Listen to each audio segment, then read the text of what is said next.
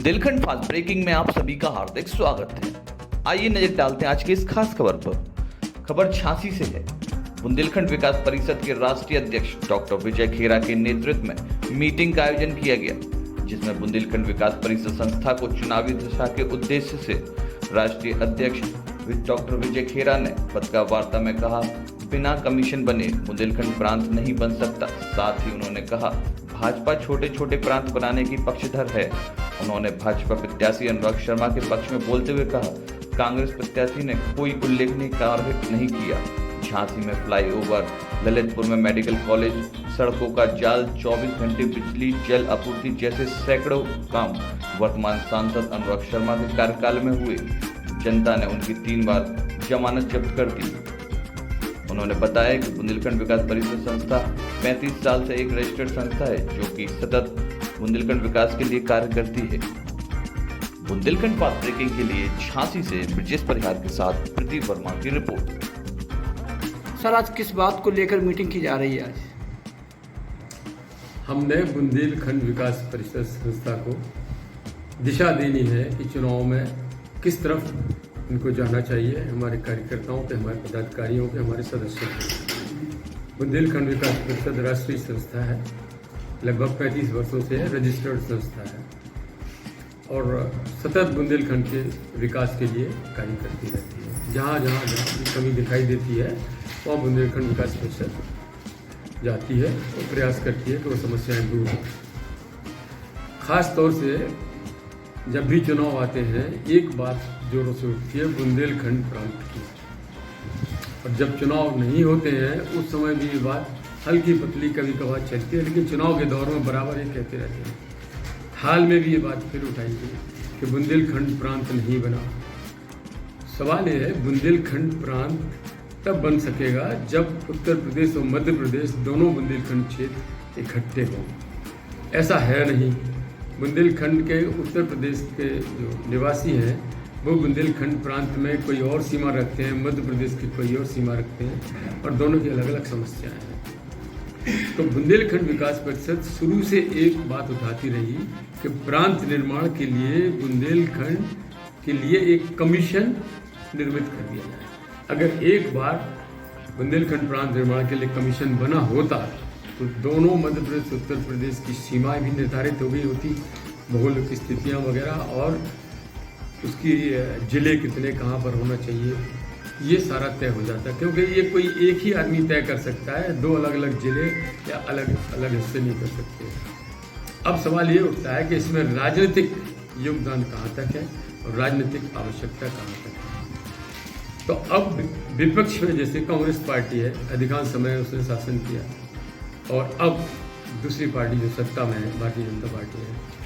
तो भारतीय जनता पार्टी बुनियादी तौर से ये कहती है कि हम छोटे छोटे प्रांत बनाएंगे और छोटे छोटे प्रांतों में विश्वास रखती है ताकि बेहतर प्रशासन मिले और जनता को बेहतर सेवा मिल सके। लेकिन कांग्रेस पार्टी इसमें विश्वास नहीं रखती, क्योंकि आज़ादी के बाद कांग्रेस पार्टी ने कभी कोई इस तरह के प्रांत निर्मित नहीं किए।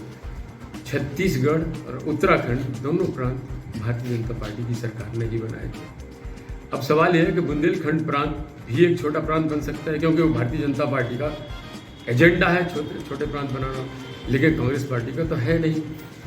इसलिए कांग्रेस पार्टी के लोग ये बात कभी कभार दबी जुबान से तो उठाते हैं, और जब चुनाव आता है तो उनके कार्यकर्ता अलग अलग तरीक़ों से बात करने लगते हैं।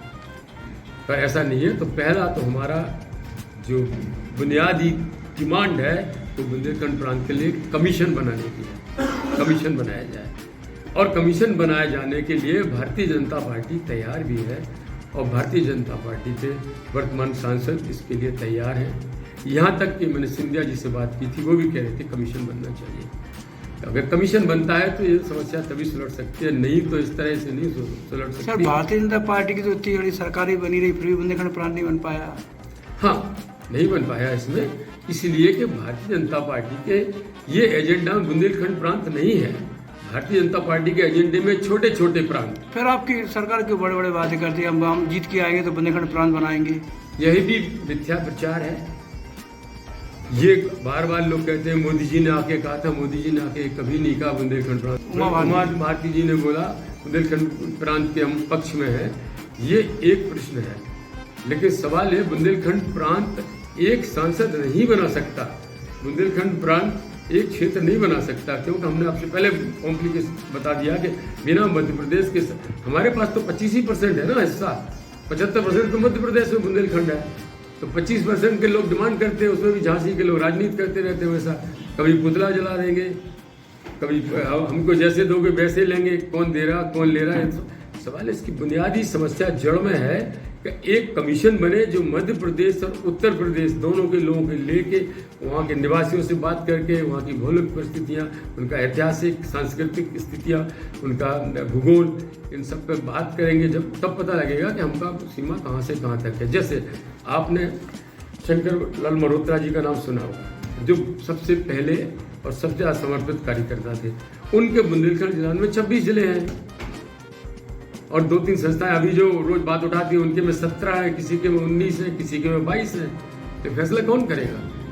ये मेन बात है। दूसरी बात, अब आपने अभी उठाई बात के पीछे लोगों ने ऐसे कहा, तो अब पीछे जैसे अभी इससे पीछे जब कांग्रेस पार्टी के सांसद थे, अब वो चुनाव लड़ रहे हैं, चूंकि उन्होंने कोई काम नहीं यहाँ पर किया तो जनता ने 2 बार उनको जमानत करके यहाँ से भेज दिया। जमानत जब्त, हारना जीत अलग है, लेकिन वोट ही नहीं मिलना एक अलग बात है।